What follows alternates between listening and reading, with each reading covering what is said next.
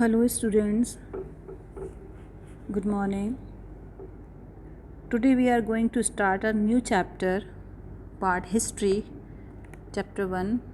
In history chapter 9, how was our past? हमारा past कैसा था? Okay, so let's start. India has a glorious past as the revolution of life took place from water. The civilization thrived around was bodies that proved beneficial for agriculture, trade and commerce. The earliest occupation of India subcontinent lived on the bank of the river. India का जो past है वो बहुत ही glorious, बहुत ही अच्छा, rich रहा है. ठीक है. और जो इंडिया की जो ऑक्यूपेशन था, जो व्यवसाय था उस समय इंडियन कॉन्टिनेंट में, वो था बैंक ऑफ रिवर इंडस. उसके चारों तरफ जो रहते थे लोग, इंडस मीन्स सिंधु रिवर के आसपास रहते थे. River was a source of food as well as fresh water use for both drinking and irrigation. जो रिवर है वो फ्रेश वाटर के साथ साथ ही ड्रिंकिंग वाटर के लिए और इरीगेशंस के लिए भी यूज़फुल था. Since big river were easily navigable were therefore ideal for transport, military force as well as trades. जो बड़ी बड़ी नदियाँ थी वो व्यापार के लिए, सेना के आने जाने के लिए और ट्रांसपोर्ट के लिए भी बड़ी ही आइडियल थी. Foreign explorer, conqueror and cultural leaders first came into contact with the cultural and political boundaries to our country. ठीक है. जो फॉरेन इन्वेडर्स थे, जो कन्क्वेरर थे, कन्क्वेरर means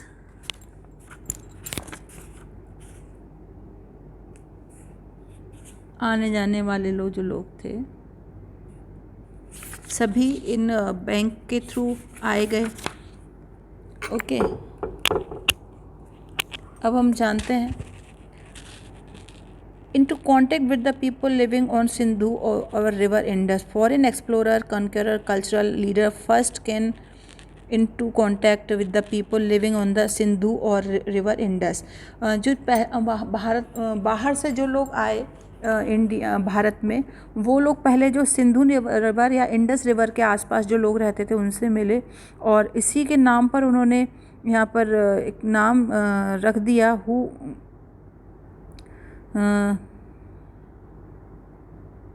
therefore they named the whole country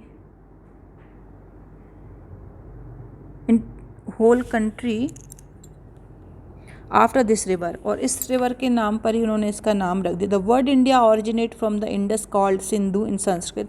जो इंडिया वर्ड जो है वो इंडस से लिया गया है और इसको संस्कृत में सिंधु कहते हैं. The Iranian and Greeks who came through the north west called the Hindus. और जो ईरानीज या नॉर्थ वेस्ट से जो लोग आए भारत में उनको हिंदूस कहा गया और इंडोस कहा गया. And the land of the east of river and called India. और इसको इस पूरी रिवर को रिवर वॉज कॉल्ड इंडिया कहा गया. The idea that India constitute a single geographic unit persist in the minds cultural leader, settler and conqueror. अब हम आगे देखें तो country came to know as Inde in Greek and Hind in Persian and Arabic language during the medieval period. Muslim chronicles referred to India as Hindustan. और जो बाहर से जो लोग आए, जैसे ग्रीक्स आए, उन्होंने इसे इंडे, पर्सियंस ने इसको हिंद कहा, अरेबियन लैंग्वेज में इसको मिडीवल पीरियड में मुस्लिम्स ने इसे हिंदुस्तान कहा, और ये again are name derived in Indus. Hence the people who lived here were called Hindu. और इसी के आधार पर यहाँ पर जो लोग रह रहे थे उनको हिंदू कहा जाने लगा. The native of the country however the in Bharatvarsha और द लैंड ऑफ भारत. जो यहाँ के रहने वाले लोग थे, नेटिव मीन्स जो यहाँ पर शुरू से रह रहे थे, जो लोग जिनका जन्म यहीं हुआ था, उन लोग इसे भारतवर्ष या भारत कहते थे. और एंशिएंट ट्राइब्स कॉल्ड द भारता after N ancient tribes called भारता. और जो यहाँ पर ट्राइब्स थे उन्हें भी भारत कहा जाता था. Therefore the office name of India is भारता. और जो ऑफिस नेम है इंडिया का वो है भारत। अब what is medieval age? The word medieval stand for middle age, यहाँ मध्य युग से है इसका कहना हिस्ट्री में। It is use to refer the period of line between ancient and modern time. और ये जो टाइम मिडिवल मीन्स है बीच का, मतलब जो एंशियंट मीन्स प्राचीन और मॉडर्न मीन्स नया, और इसके बीच का जो टाइम था उसे कहा गया medieval period. Okay, so there are Hindus, कई सारे लोग इस समय में रहे, जैसे ब्रिटिश हिस्टोरियन कहते हैं these are Hindus, Muslim and British, ये तीन लोग थे। But his division based on the religion of rulers was in ignored by most the historians. The medieval period is considered to be begin 8th century. ये 8वीं century से शुरू हुआ था, और लगभग this medieval period is further divided into early medieval period 8th to 12th century and later medieval period 12th to 18th century.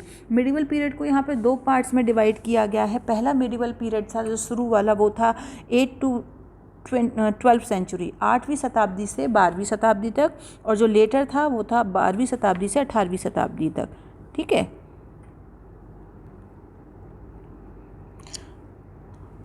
How do we know that a particular period has ended and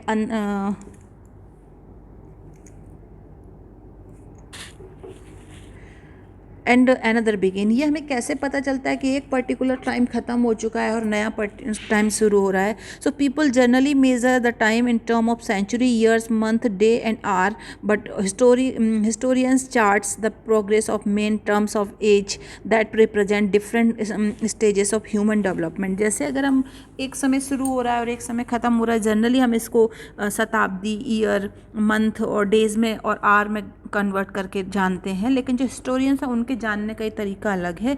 ये जो historians जो कहते हैं, जो इतिहासकार कहते हैं, वो कहते हैं कि डिफरेंट उस समय में जो डिफरेंट स्टेजेस थी ह्यूमन डेवलपमेंट की, मतलब उस समय का मानव कैसा था और उसके 50 साल बाद के मानव जीवन कैसा हुआ, तो उसके बीच में जो गैप है, उसके बीच में जो डिफरेंस है, उसके आधार पर यहाँ पे डेवलपमेंट के, उसके विकास के आधार पर यहाँ पे पीरियड्स को जाना गया है। फॉर एग्जांपल स्टोन एज, पहले पाषाण युग था, ब्रॉन्ज एज, फिर कांस्य युग आया, आयरन एज, लौह युग आया, ऐसे बदल के। Change do not occur all a sudden, ये जितने भी चेंजेस हैं वो सब अचानक से नहीं होते, बल्कि धीरे धीरे होते हैं। They occur gradually but over a period of time the changes can be seen to be wide spread enough to warrant a separate name. और धीरे धीरे समय के साथ साथ ये जो बदलाव हैं वो बहुत व्यापक पैमाने पर हमें दिखाई देने लगते हैं। Around the 18th century, 8th century के आसपास कई सारे भारत में कई सारे पॉलिटिकल, सोशल और इकोनॉमिक चेंजेस हुए इंडियन सोसाइटी में, भारतीय समाज में। That time Indian culture has absorb many new elements from the culture. और इस समय इंडियन कल्चर ने पुराने कल्चर से और नए कल्चर से कई सारे एलिमेंट अडॉप्ट किए, चाहे वो एडमिनिस्ट्रेटिव सिस्टम हो, चाहे प्रशासनिक व्यवस्था में उन कल्चर को अपनाया हो, चाहे रिलीजियस लैंग्वेजेस हों, रीजनल लैंग्वेजेस हों, प्रादेशिक जगह जगह की भाषाएं हों, कल्चर हो, आदि सभी। ओके,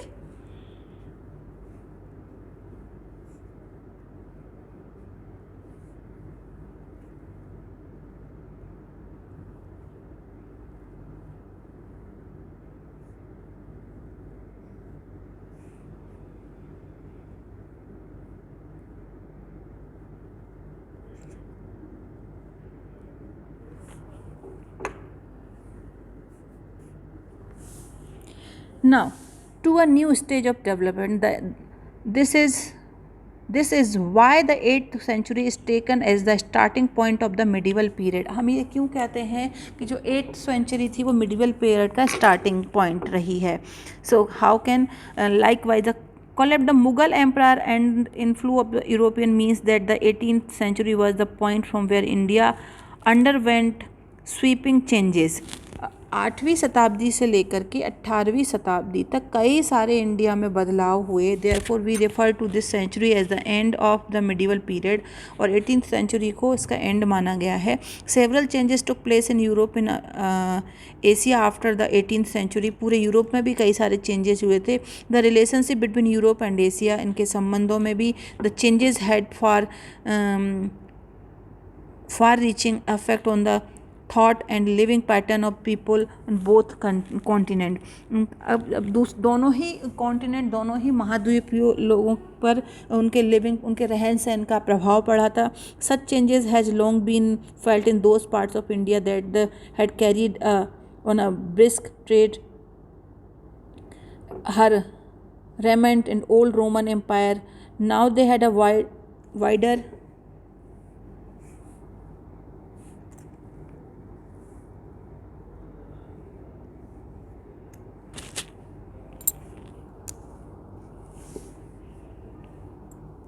अब आते हैं हम the old and new terminology पर। ठीक है, ओल्ड एंड न्यू टर्मिनोलॉजी पर। New and old terminology used by chronicles Minhaj i Siraj used to term Hindustan in chronic.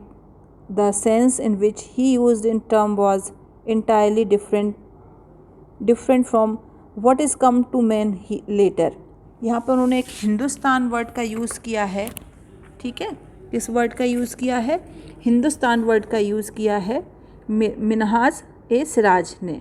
Okay, the sense in which he used this term was entirely different from what it come to mean later.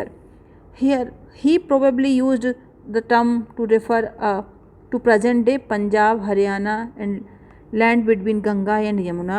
In a political sense, indicate the region under the influence of Sultanate ruler. South India was totally omitted from his concept Hindustan. तो इन्होंने नया जो नाम दिया था उसको वो हिंदुस्तान नाम दिया था। भारत की जगह जगह ये देखा हुआ था इनका, जैसे पंजाब है, हरियाणा है, गंगा यमुना का क्षेत्र है सारा। Babur the first ruler use to term in the 16th century while referring to the inhabitants of the Indian subcontinent। Babur ने भी पहले 16th century में इस टर्म को यूज़ किया था। Amir Khusro, the 14th century poet, used to term Hind in the same sense as Babar used term Hindustan। 14वीं शताब्दी में जो आमिर खुसरो थे, जो वहाँ बहुत बड़े पोइट थे, उन्होंने हिंदुस्तान को इस समय हिंद कहा, और उसी के पैरेलल बाबर ने इसको हिंदुस्तान कहा। द टर्म हिंद दस बिकम सिनोनिम्स विथ हिंदुस्तान, और जो हिंद है वो हिंदुस्तान का ही पर्यायवाची है। The term Hindustan was therefore interpreted differently at different point of time. वो जो टर्म हिंदुस्तान नाम की टर्म है, अलग अलग समय पर इसे इस नाम से कहा गया। ठीक है,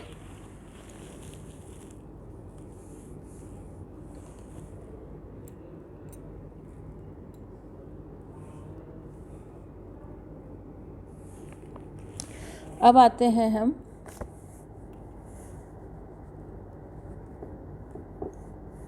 मेडिवल पीरियड पे। Medieval period and its importance, कि मेडिवल पीरियड था क्या और इसकी क्या इम्पोर्टेंस है वो हम इसमें जानेंगे। The medieval history and ancient history of India differ in many ways. जो दोनों की जो हिस्ट्री है, चाहे वो एंशियंट इंडिया की हिस्ट्री हो और मेडिवल इंडिया की, दोनों की जो हिस्ट्री में वो बहुत अलग अलग है कई तरीक़ों से, कई वजहों से। The changes were wide spread social, cultural, administrative as well as political, क्योंकि दोनों में समय के अनुसार सामाजिक, आर्थिक, प्रशासनिक और राजनीतिक सारे तरह के परिवर्तन हुए। Many of the language which we know speak in different part of India. Bharat के अलग अलग जगहों में अलग अलग भाषाएं बोली जाती थी। डेवलप्ड ड्यूरिंग द पीरियड, जब ये पीरियड डेवलप हो रहा था तब few of the food we eat and the clothes we wear become familiar to us during this period. इसके साथ साथ हमारे जो खान पान की जो आदतें थी, जो चीज़ें थी, और इसी साथ साथ जो ड्रेसेस थी, जो क्लोथिंग्स था, वो भी इस पीरियड में काफ़ी अलग अलग था। So there were many administrative reform, इसमें कई सारे सुधार भी which were better than what had gone before, और कुछ सुधार जो पहले चलता आ रहा था उसमें उससे ज़्यादा अच्छे हुए। Even some current religious belief और practice can be traced back to this age. कई सारी जो मान्यताएं थी, धार्मिक मान्यताएं थी, वो भी ट्रेस्ड बैक हुई थी। One of the important development of this period was भक्ति कल्ट। और इस सबसे जो इम्पॉर्टेंट जो विकास हुआ था वो था भक्ति काल। The rise of Islam was another. इस समय इस्लाम का भी उदय। We are familiar with the things because we have much more information or on medieval India rather than on ancient India। हम ज़्यादा medieval period से हम ज़्यादा familiar हैं, ज़्यादा जान पहचान, ज़्यादा उसको जानते हैं, उसका कारण किसकी तुलना में, ancient India। क्योंकि ancient India की तुलना में अगर हम यहाँ बात करें तो हम जो medieval period है उसको ज़्यादा जानते और समझते हैं। The medieval period is closer to us in time। समय के साथ साथ वो हमारे ज़्यादा करीब रहा। And the source that have survived give a clear picture of the period. क्योंकि इस पीरियड के जो सोर्सेस थे जिनसे हमें इस पीरियड के बारे में जानकारी मिलती है वो एंशियंट पीरियड के सोर्स से ज़्यादा अधिक थे, इसलिए हम ज़्यादा अच्छे तरीके से जान पाए हैं मिडिवल पीरियड को। अब मिडिवल पीरियड की जो हिस्ट्री है वो क्या रही है, इसके साइलेंट फीचर्स क्या क्या हैं, let's see.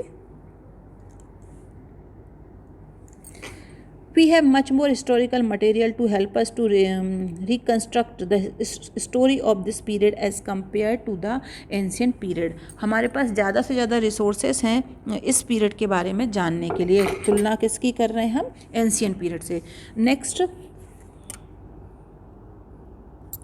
From 606 CE Kannauj become the hub of political activity in northern India. 606 century में, 606 सेंचुरी में जो यूपी उत्तर प्रदेश में जो कन्नौज है, वो नॉर्दर्न इंडिया में जो कन्नौज है वो पॉलिटिकल हब था, राजनीतिक हब था उस समय। Several principalities were established by regional governor in both north and south. कई नॉर्थ और साउथ में कई रीजनल गवर्नर्स मतलब शासन चल रहे थे। The first Muslim conqueror, third is the first Muslim conqueror to India invade India were the Arabs, but it was Turk who established their rule in India in 12th century CE। पहला मुस्लिम जो था आक्रमणकारी, कनकर्मी और आक्रमणकारी जो था वो अरब थे, लेकिन तुर्क जो थे, तुर्क मुस्लिम जो थे वो भारत पर शासन स्थापित करने में 12वीं शताब्दी में 12th सेंचुरी में सफल हुए। Next is However, from 12th century onwards, many dynasties like Khiljis, Tughlaq, and Mughals were able to build an empire that was pan-regional, spanning diverse region। लेकिन 12th सेंचुरी में कई डिनेस्ट्री जो थी वो अस्तित्व में आई, जैसे कि खिलजीज, तुगलक एंड मुगल्स, ठीक है। और इन्होंने अपना एम्पायर जो था, अपना जो साम्राज्य था वो फैलाया भी।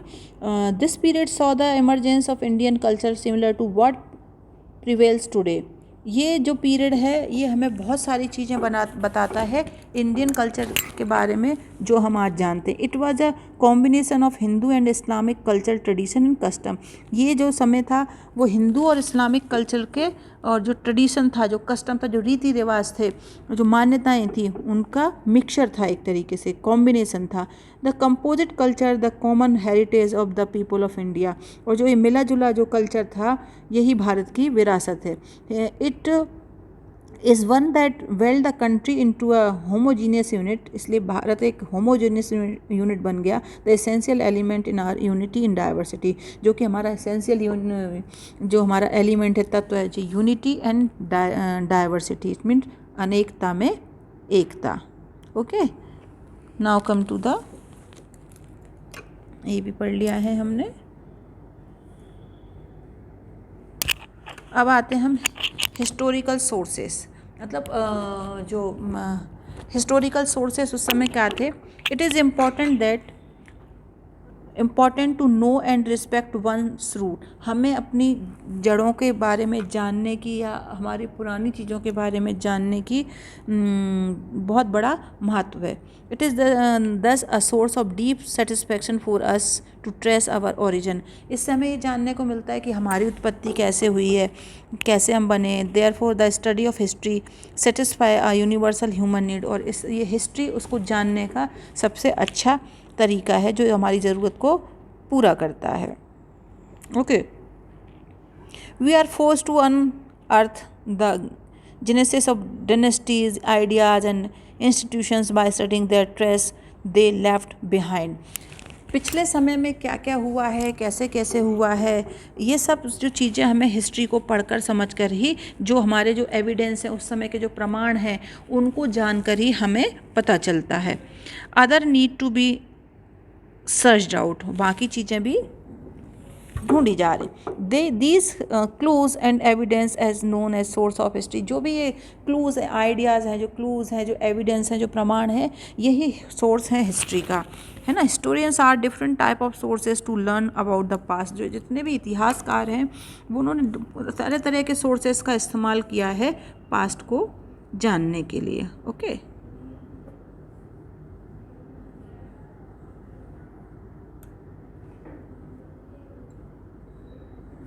The source of history for medieval India are more reliable and comprehensive that those for the study of ancient India.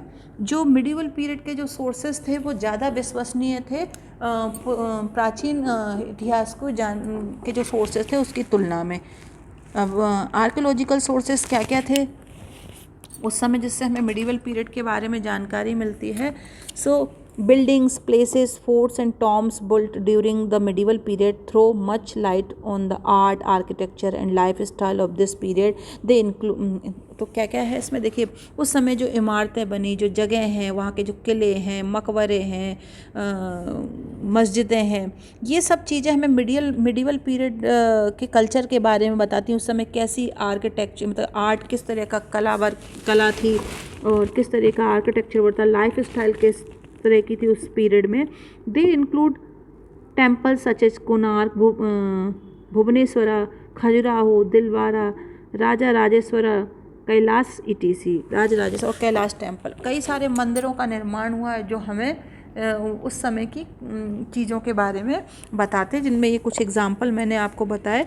दूसरा है मॉस्क्यू, मस्जिदें बनी, जैसे जामा मस्जिद है, मोती मस्जिद है, 2.5 दिन का झोपड़ा अजमेर में है, मोती मस्जिद जो आगरा फोर्ट में है। तो इतनी सारी मस्जिदों से भी हमें उस समय के कल्चर का पता चलता है। Mausoleum such is the Taj Mahal at Agra, और जो यादगार चीज़ें किसी की याद में बनाई गई जैसे ताजमहल है आगरा में। फोर्ट लाइक किले अगर हम देखते हैं तो रेड फोर्ट है, तुगलकाबाद फोर्ट है दिल्ली में, आगरा फोर्ट है, Fatehpur Sikri complex at Agra, Gwalior fort है, रणथंबोर फोर्ट है, मांडू फोर्ट है, चित्तौड़गढ़ फोर्ट है। तो इतने सारे किले उस समय बने जिनको देख करके हमें उस समय की सारी चीज़ों के बारे में जानकारी मिलती है। इसके अलावा जैसे कई पिलर्स भी बनाए गए, लाइक कुतुब मीनार, कीर्ति स्तंभा, इस तरह के इनको भी इसको देखकर हम बहुत सारा कुछ जान पाते हैं उस पीरियड्स के बारे में। Places such as those at Jaisalmer, Jaipur, Jodhpur, Mandu, और उस समय जो जगह बनाई गई थी उनको देख करके भी, जो बसाई गई थी उनको देख करके भी हमें उस समय के बारे में जानकारी लगती है। और coins and seals provide information about the rulers and their administration, उस समय के जो सिक्के और जो सीलें थी उनको देखकर हमको पता चलता है कि वहाँ उस समय जो राजा थे उनका प्रशासनिक व्यवस्था कैसी थी।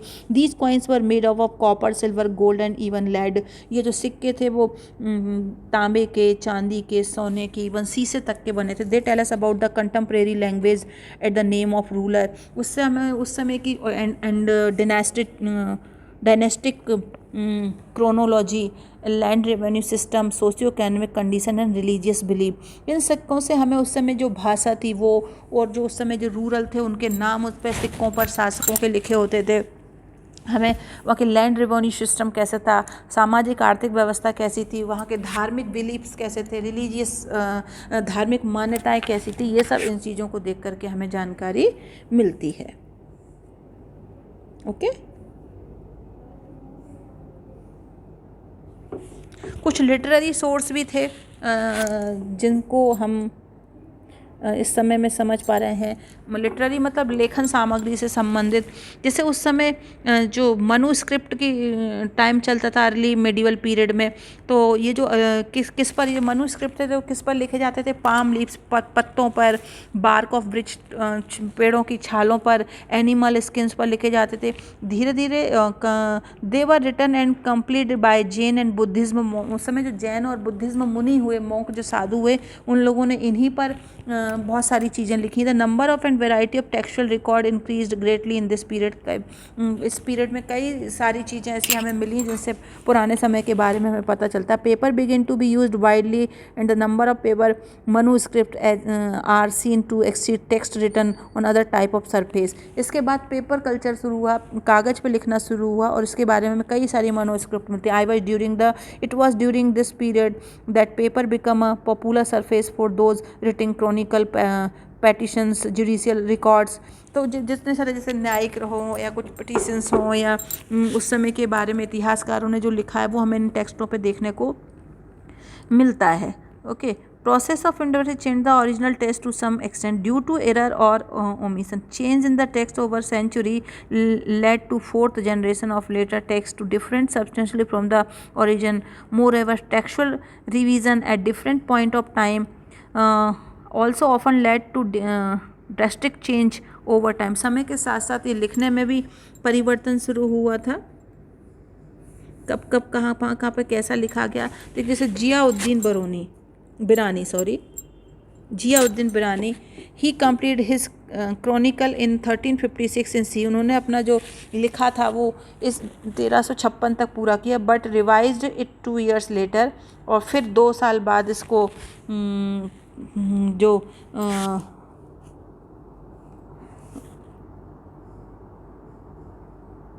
जो था उसको रिवाइज किया था, because he did not receive the expected favour of Firoz Shah Tughlaq. क्योंकि जो वो उस समय के शासक जो जियाउद्दीन बिरानी थे, ये फिरोज शाह तुगलक के समय के इतिहासकार थे, लेखक थे, और इन्हें बहुत सारी चीज़ें जो जिस तरह का फेवर ये तुगलक से चाहते थे वो इन्हें नहीं मिला था। तो the later version therefore it substantially different from the earlier one. तो इनका जो उन्होंने बाद में लिखा वो पहले वाले से काफ़ी भिन्न था। It may be seen that consideration other the factual reporting after dictated this content of chronic. There are several authentic and largely understand work. कई सारे ऐसे काम हुए जिनसे ऑथेंटिक वर्क हुए जिससे हमें समझ में आती चीज़ें। These includes biography of Mughal rulers like. उस समय में कई मुग़ल रूलर्स की जो बायोग्राफी थी वो भी लिखी गई थी, जैसे कि आप यहाँ देखेंगे मुग़ल रूलर्स, वैसे बाबर ऑटोग्राफी लिखी गई, Tuzuk Babri, Jahangir's Tuzuk Jahangiri, the biography of Humayun written by his sister Gulbadan Begum Humayun Nama, Abdul Fazal guising eulogy on his master Akbarnama, literacy and historical work written to Abul Fazal, Faizi, Firdaus, Aamir Khusro etc. तो उस समय जो मुग़ल पीरियड में जो लिखने का काम था वो इतने सारे लोगों ने किए थे। अबुल फजल थे, फैजी थे, फिरदौसी, आमिर खुसरो, इन सब ने इस बारे में बहुत कुछ लिखा है। और ऑल्सो अवेलेबल, और आज ये available revenue and land records of some rulers which throw light on the administrative system during the medieval period. और जो रेवेन्यू सिस्टम वहाँ पे, रेवेन्यू सिस्टम मीन्स जो टैक्स अरेंजमेंट था, जो जैसे आज भी टैक्स लगता है, तो उस समय का जो टैक्स अरेंजमेंट था वो सब हमें उन चीज़ों से देखने को मिलता है जो हमारे पास उपलब्ध संसाधन है, कि उससे उनके रेवेन्यू सिस्टम से हमें पता चलता है कि मिडिवल पीरियड में किस तरह का रेवेन्यू सिस्टम था, एडमिनिस्ट्रेटिव व्यवस्था वहाँ पे क्या थी। Among the famous Sanskrit composition is Raj Tarangi written by Kalhara which record the history of Kashmir. इसी तरीके से संस्कृत में एक राज तरंगिनी नामक एक ग्रंथ लिखा गया, और जैसे कल्हड़ ने लिखा था, ये पूरा रिकॉर्ड है कि कश्मीर की पूरी हिस्ट्री हम उस राज तरंगिनी में देख सकते हैं। अब आते हैं हम नेक्स्ट स्लाइड पर, फॉरेन ट्रैवलर्स।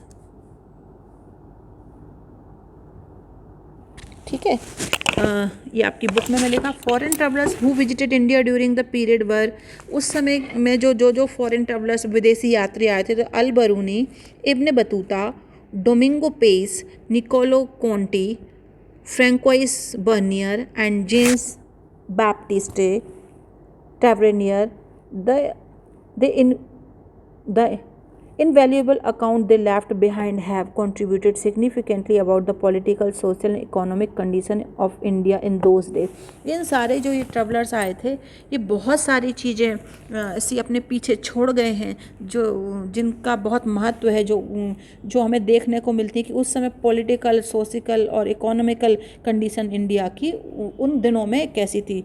पॉलिटिकल मीन्स राजनैतिक, सोशल मीन्स सामाजिक और इकोनॉमिक मीन्स आर्थिक रूप से भारत की स्थिति क्या थी उन दिनों में। तो इतने सारे विदेशी यात्री जो आए, इन्होंने अपना जो लेखन कार्य किया है, उससे हम ये सारी चीज़ें जान पाते हैं। तो ये चैप्टर यहीं ख़त्म हो रहा है। इस चैप्टर को मैंने आपको एक्सप्लेन कर दिया है। नेक्स्ट वीडियो में आपको इसके क्वेश्चन आंसर्स मिल जाएंगे, और मैं अभी आपको सिर्फ इसकी कुछ एक्सरसाइज बता रही हूँ उसमें, जैसे है आपके फिल इन द ब्लैंक्स हैं। तो फिल इन द ब्लैंक्स में हम देखते हैं,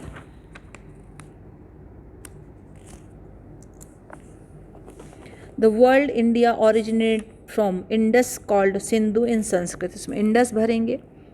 In European medieval period is taken as such period between 500 CE and 1500 CE। जो भारत में मेडिवल पीरियड जैसे 800 से लेकर के 18th सेंचुरी तक था, और इसे दो पार्ट्स में डिवाइड किया गया था, 8 to 12 और 12 to 18।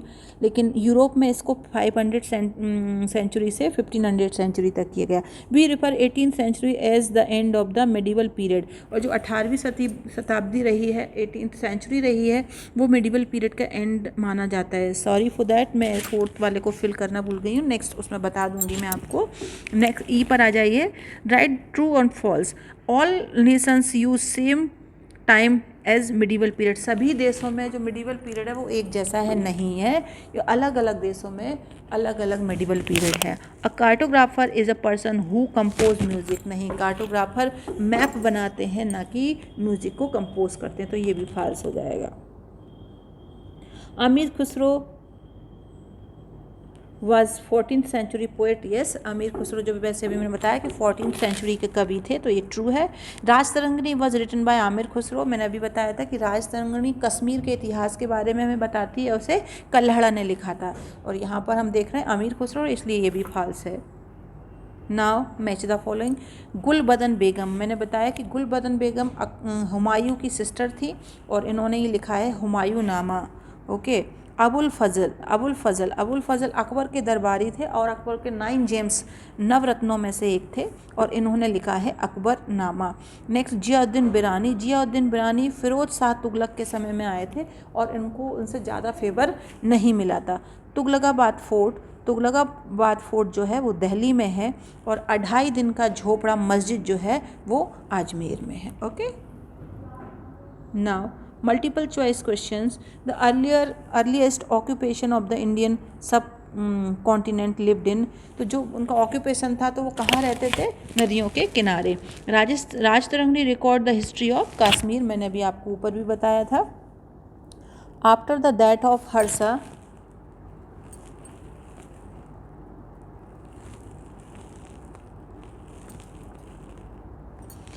One group become prominent who were they, Raja Harsh की मृत्यु के बाद कौन सा जो ग्रुप था वो अस्तित्व में आया था, तो वो थे राजपूत। ओके, सो ये चैप्टर आपका ख़त्म हो रहा है। नेक्स्ट वीडियो में आपको इसके क्वेश्चन आंसर मिल जाएंगे। Till then bye.